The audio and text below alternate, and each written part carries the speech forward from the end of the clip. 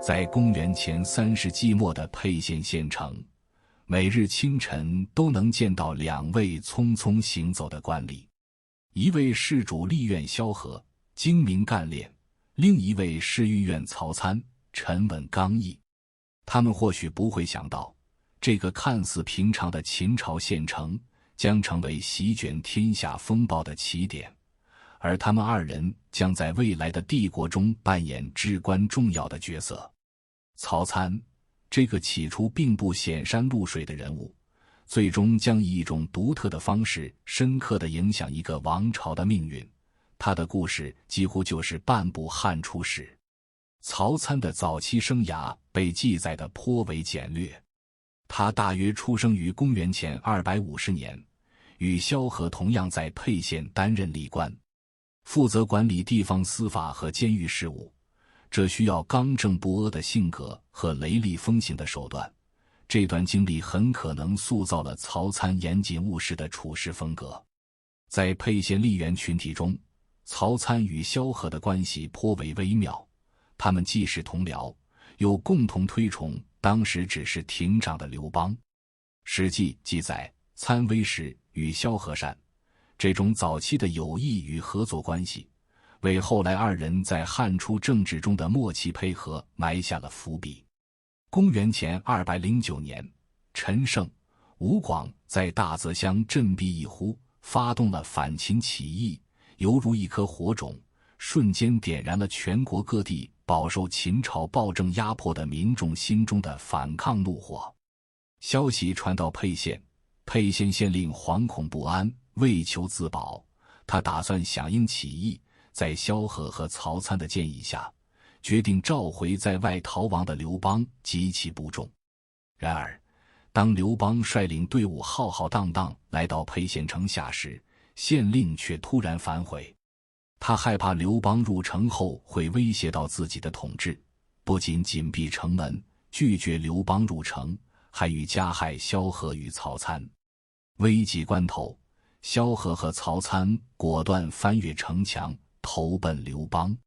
刘邦则写了一封帛书，用箭射入城中，晓谕沛县百姓。信中指出，县令为了一己私利，不顾百姓死活，如今天下皆反秦，沛县百姓若继续跟随县令，必将陷入危险境地。沛县百姓对县令的倒行逆施早已不满，在刘邦的号召下，沛县百姓群情激愤，纷纷拿起武器，杀死县令，打开城门迎接刘邦。就这样，曹参正式追随刘邦，踏上了反秦的征程，以中捐的身份，在刘邦身边开启了他波澜壮阔的军事生涯。他跟随刘邦，先是攻打沛县周边地区，接连攻克了胡陵等地，成功击败秦朝的监公军和泗水守军，立下了起义后的首功。曹参也因此被赐爵戚大夫。此后，曹参继续率军西进，在砀县附近遭遇秦将司马欣的军队。曹参身先士卒，奋勇拼杀，带领义军一举击败秦军，夺取了砀郡的部分地区，进一步扩充了刘邦的势力范围。在接下来的战斗中，曹参的军事才能得到了更为充分的展现。在攻打元齐和康复时，面对敌军坚固的防守，曹参毫不畏惧，身先士卒，率先登上城墙，极大地鼓舞了士气。义军最终成功攻克这2座城池。凭借此役的出色表现，曹参被升迁为武大夫。之后，曹参随刘邦继续作战，在击败秦将章邯的军队后，一路追击至临济。紧接着又挥师南下，在雍丘与秦将李由的军队展开激战。曹参在战场上勇猛无畏，指挥有方，义军将士们在他的带领下士气高昂，最终大破秦军，并击杀了秦将李由，俘虏了一名秦朝军侯，取得了一场重大胜利。公元前207年，楚怀王任命刘邦为砀郡长，曹参也因战功卓著被赐爵直伯。此后，曹参跟随刘邦继续攻打当郡郡尉的军队，在东郡击败敌军后，一路追击至开封，将秦将赵奔围困于城中。随后，曹参又率军向西，在区域与秦将杨雄的军队狭路相逢。曹参指挥若定，义军将士们奋勇杀敌，再次大破秦军，俘虏了秦国的司马和御史各一人。曹参本人也因功被提升为执归。在这一系列反秦战斗中，曹参凭借着卓越的军事才能和勇猛无畏的战斗精神，攻城略地，屡立战功，为刘邦的起义军发展壮大立下了汗马功劳，成为刘邦军中不可或缺的一员猛将，也在秦末乱世中崭露头角，开启了他辉煌的军事生涯篇章。他的威名开始在各路义军中传扬。秦朝灭亡后，刘邦与项羽展开了长达4年的楚汉之争，这是一场决定天下归属的激烈角逐。在这场波澜壮阔的战争中，曹参始终坚定地站在刘邦一边，跟随他南征北战，为汉朝的建立立下了赫赫战功。公元前206年，刘邦被项羽封为汉王，曹参被封为建成侯，跟随刘邦进入汉中。不久后，刘邦决定挥师东进，与项羽争夺天下。曹参也参与了这场具有决定性意义的战役。他跟随刘邦攻打三秦，在守卫井陵的战斗中，曹参坚守阵地长达20余日，成功抵御了三秦将领张平的猛烈进攻，为汉军的战略部署赢得了宝贵时间。战后，刘邦将宁秦赐给曹参作为封邑，以表彰他的卓越战功。在一系列战役中，他屡建奇功，帮助刘邦逐步平定了关中地区，为汉军建立了稳固的后方根据地。然而，刘邦东征的进程并非一帆风顺。公元前205年，刘邦趁项羽深陷其地叛乱之际，率领诸侯联军56万，一举攻占了项羽的都城彭城。此时的胜利来得太快，刘邦及其部下不免志得意满，日夜置酒高会，疏于防备。远在其地的项羽闻讯，亲率3万精骑星夜兼程，挥师奔袭，以雷霆万钧之势突入彭城。汉军猝不及防，被打得大败，几乎全军覆没，尸骸塞满了睢水。刘邦本人也仅率数十，其狼狈逃窜。在这场堪称毁灭性的失败中，汉军各部溃不成军，许多刚刚归附的诸侯也纷纷叛汉投楚。然而，在《史记》的记载中，唯独曹参和韩信所统领的部队在这场溃败中保持了相对完整的建制。曹参此时正以代理左丞相的身份屯兵关中，并未直接参与彭城的狂欢与混乱。败讯传来，他迅速收拢溃散的败兵，与韩信一起在荥阳一带构筑防线，成功抵挡住了项羽乘胜而来的猛烈攻势，为刘邦赢得了宝贵的喘息之机。彭城之败后，诸侯离心，部将观望，是汉集团最危险的时刻。曹参在此刻表现出的沉稳、冷静和出色的组织能力，与其在战场上的勇猛同样重要。他不仅稳住了阵脚，更在此后持续作为刘邦和韩信军团的核心战力，参与了所有关键战役。他的存在如同汉军中的一块磐石，无论是在高歌猛进之时，还是在风雨飘摇之际，都提供了不可或缺的稳定性。这或许是刘邦对其信任有加的深层原因之一。公元前205年，刘邦先任命曹参为代理左丞相，命他屯驻关中。不久后局势突变，魏王魏豹反叛刘邦，投靠项羽，给刘邦的阵营带来了巨大威胁。曹参临危受命，跟随大将军韩信一同讨伐魏豹。曹参与韩信密切配合，巧妙运用战术，迅速击败魏军，成功活捉魏豹，并夺取了平阳。此役，汉军平定了魏国的全部土地，共得52座城邑。刘邦将平阳赐给曹参为食邑。平定魏国后，曹参又跟随韩信继续踏上征程，进攻赵国。在此阶段的军事行动中，曹参的正式职务是作为韩信的副手，协助其指挥作战。这两位不世出的军事天才由此形成了极为高效的配合模式。韩信多负责全局的战略规划与正面决战，而曹参则往往承担独当一面的攻坚、侧翼包抄或肃清残敌的重任。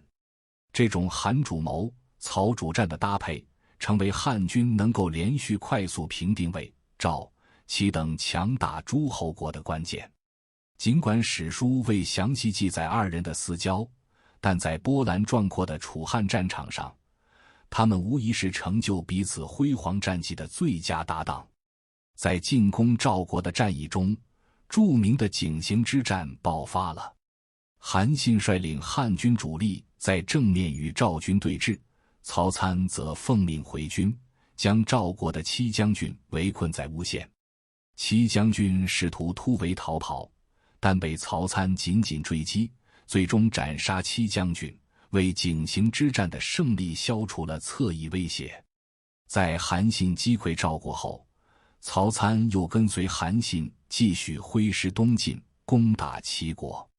曹参率军一路势如破竹，接连击败齐军，夺取了齐国的大部分地区。在渭水之战中，楚军派龙且率领20万大军前来救援齐国，与汉军展开了一场惊心动魄的决战。曹参与韩信密切协作，采用巧妙的战术，成功击败并斩杀龙且，俘虏了周览，彻底平定了齐国70余座城池。在这场战役中，曹参表现出色，他不仅在战场上勇猛杀敌，还在战略指挥上发挥了重要作用，为汉军在东部战场取得决定性胜利立下了汗马功劳。此后，韩信继续率军进攻项羽，而曹参则领兵平定齐国剩下尚未归降的地区，巩固了汉军在齐国的统治。在楚汉相争的漫长岁月里，曹参身经百战，历经无数次艰难险阻，但他始终保持着高昂的斗志和坚定的信念，跟随刘邦南征北战，为汉朝的建立做出了不可磨灭的贡献。他的军事才能和忠诚精神，不仅赢得了刘邦的高度信任和赞誉，也在汉军将士中树立了崇高的威望。他所参与的一系列战役，如平定三秦、讨伐魏赵、攻略齐国等，不仅为汉军拓展了广阔的领土，也为刘邦最终战胜项羽、建立汉朝奠定了坚实的基础。公元前202年，刘邦击败项羽，正式登基称帝，建立了西汉王朝。天下初定，百废待兴，如何治理国家成为当务之急。刘邦分封诸侯时，任命曹参为齐国相国，辅佐自己的长子齐王刘肥，希望他能治理好齐国，为国家的稳定与发展提供支持。齐国作为东方大国，地域辽阔，人口众多，经济文化较为发达，但经过长期的战乱，社会秩序混乱，民生凋敝，百姓渴望能够休养生息，恢复生产。曹参深知治理齐国责任重大，到任后，他立即着手了解齐国的国情民情。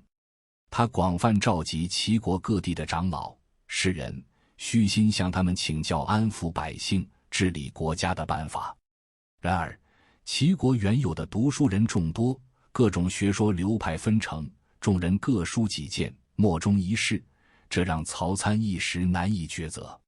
就在曹参为治理齐国的方法而苦恼时，有人向他推荐了胶西的葛公。葛公精通黄老学说，主张清静无为，认为治理国家最好的办法就是让百姓自由发展，尽量减少对百姓生活和生产的干预。曹参听闻后如获至宝，立即派人带着厚礼前往胶西，恭请葛公前来齐国。葛公来到齐国后，曹参亲自迎接，并虚心向他请教治国之道。葛公直言不讳地对曹参说，自春秋战国以来，战乱频繁，百姓饱受苦难，如今天下初定，最需要的就是和平安宁。治理国家的关键在于清静无为，让百姓自行安定，自我富足，国家自然就会富强。过多的政令只会扰乱民心，不利于社会的稳定和发展。曹参听后深受启发，对葛公的见解佩服不已。曹参决定采纳葛公的建议，以黄老之术作为治理齐国的指导思想。黄老思想并非简单的无所作为，而是一套极其精妙的统治哲学。它源自战国时期的黄帝学派与老子学说的结合，其核心在于道法自然和无为而治。所谓无为，并非君主和官员躺平不理政事，而是止不妄为，不扰民，不主动去破坏社会自然形成的秩序与规律。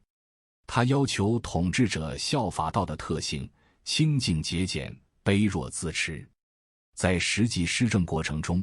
曹参遵循黄老之术无为而治的原则，尽量减少对百姓生活和生产的干预，让百姓能够按照自己的意愿自由发展。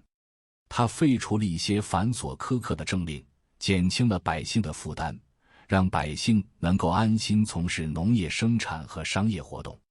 同时，曹参注重选拔任用有才能、品德好的官员，让他们各司其职，共同治理好齐国。他对下属充分信任，给予他们足够的自主权，让他们能够在自己的职责范围内发挥最大的作用。在曹参的治理下，齐国社会逐渐恢复了往日的生机与活力，百姓们安居乐业，农业生产得到了极大的发展，粮食产量逐年增加，商业活动也日益繁荣，社会秩序稳定，治安良好。百姓们对曹参的治理赞不绝口，都称他为贤相。曹参在齐国担任相国长达9年，这9年里，他通过实施黄老之术，成功地让齐国从战乱后的废墟中崛起，实现了社会的稳定和经济的繁荣，为齐国的发展奠定了坚实的基础。他的治理经验不仅在齐国取得了显著成效，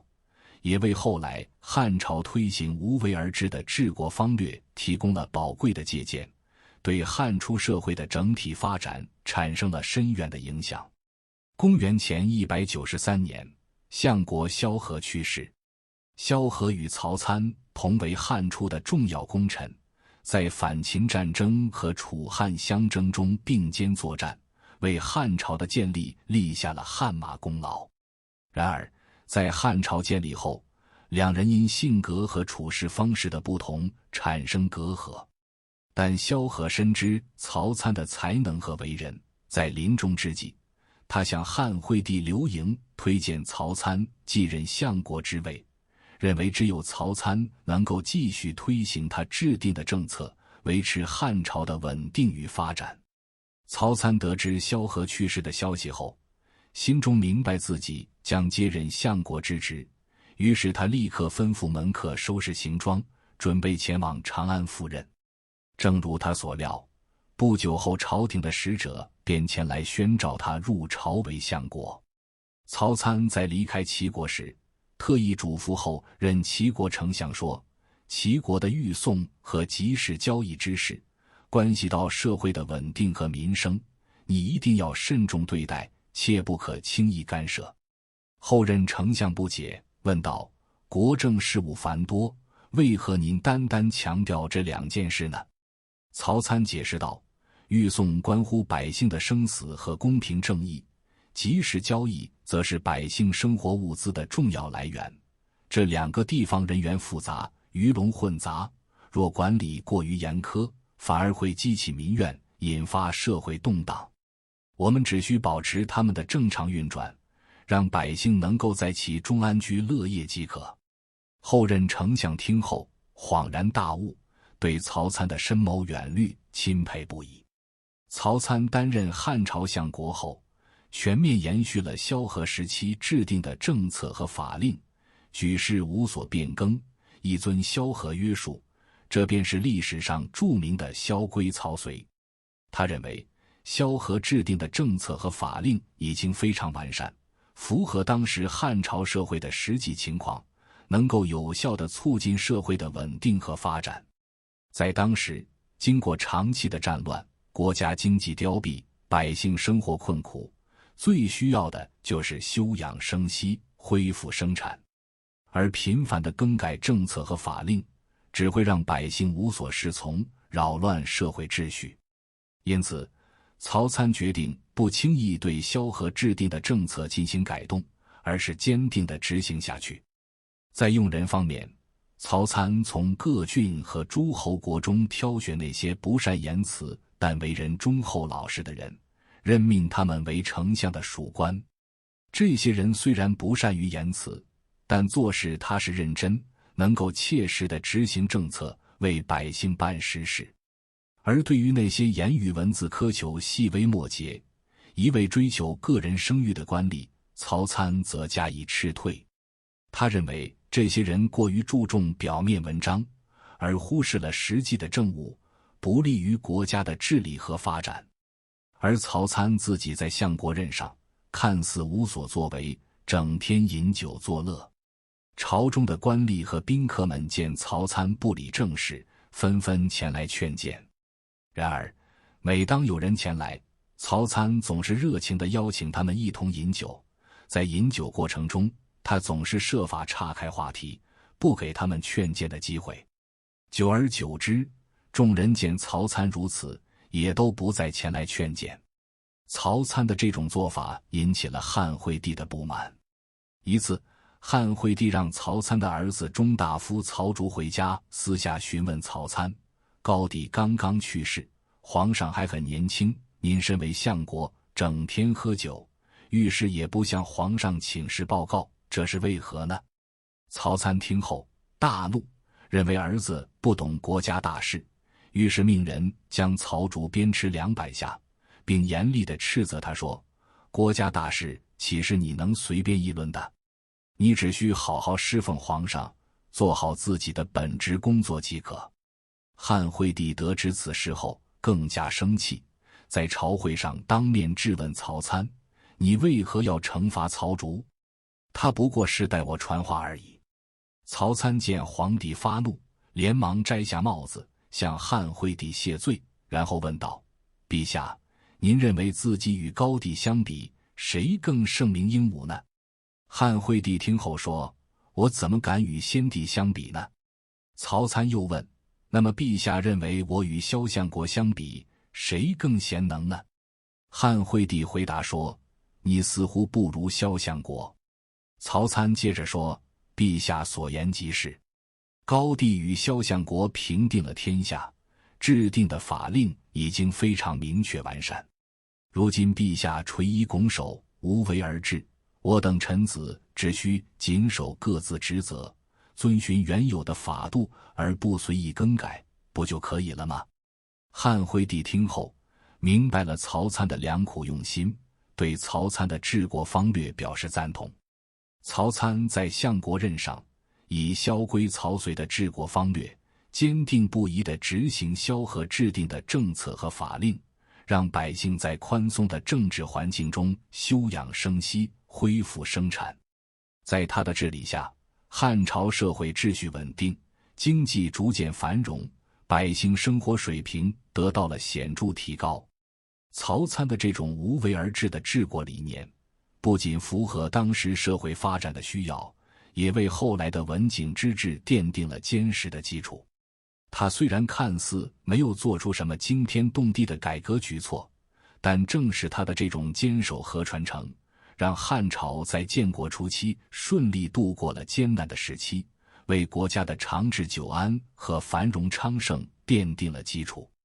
曹参也因此成为了中国历史上著名的贤相之一，他的名字和萧规曹随的故事一直流传至今，被后人所传颂和铭记。公元前190年8月，曹参在担任汉朝相国3年后去世，谥号为义侯。曹参的一生是波澜壮阔、充满传奇色彩的一生。从秦末沛县县衙里执掌刑狱的小吏，到揭竿而起追随刘邦冲锋陷阵的义军将领，再到楚汉相争中辅佐韩信横扫诸侯的军事核心，最后成为安定齐国、稳固汉庭的两朝贤相。他的每一步都踩在了时代的关键节点上，用军功与事迹为新生的西汉王朝筑起了坚实的根基。曹参去世后，百姓自发传唱的民谣成了对他一生最质朴也最中肯的评价：萧何为法，蒋若画一，曹参代之，守而勿失。在其清静，民以宁一。这短短20余字道尽了萧规曹随的精髓。他不是对前任的盲目追随，更不是自身无作为的托辞，而是曹参基于对汉初社会现实的深刻洞察做出的最理性的政治选择。彼时的汉朝历经秦末战乱与4年楚汉之争，人口锐减，土地荒芜，百姓早已不堪重负。萧何制定的律法与政策以剔除秦制的严苛，贴合与民休息的核心需求，而曹参的手正是守住了这份不折腾的安稳，让百姓得以在稳定的政策环境中重建家园，让农业生产得以恢复，让社会矛盾得以缓和。这份守成的智慧，比任何标新立异的新政更能解当时百姓的燃眉之急。若将曹参置于汉初功臣的群体中关照，其形象则更为清晰独特。与功高震主、最终身死族灭的韩信相比，曹参同样军功赫赫，却懂得收敛锋芒，始终居于副手、辅佐之位，完美地避开了人主的猜忌。与深谙权术、精于自保的陈平相比，曹参的无为又显得更为光明磊落。其饮酒避世的背后，是对国家大政的坚定信念，而非单纯的明哲保身。即便是与和他并称萧曹的萧何相比，二人也呈现出不同的风貌。萧何是伟大的建设者和制度设计者，如同一位技艺高超的建筑师，为汉朝打下了坚实的地基，立起了结构的框架。而曹参则是伟大的守护者和继承者，他深知这栋新建筑尚需稳固，任何看似改进的敲打都可能引发坍塌。于是他用自己的声望和智慧，小心翼翼地呵护着萧何的蓝图，使其得以经受风雨，最终稳固如山。正是这种既能建功立业，又懂得以守成来建功的罕见特质，使得曹参在众多杰出人物中脱颖而出。他不是一个单纯的武夫，也不是一个迂腐的文吏，他是一个真正理解时与势的政治家。他知道什么时候该进，以勇武夺取天下，更知道什么时候该守，以清静安定天下。这种在不同人生阶段完美切换角色并做到极致的能力，是中国古代政治家中极为罕见的品质。更值得称道的是，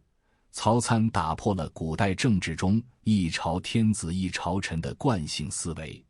以对制度的尊重超越了个人间的嫌隙。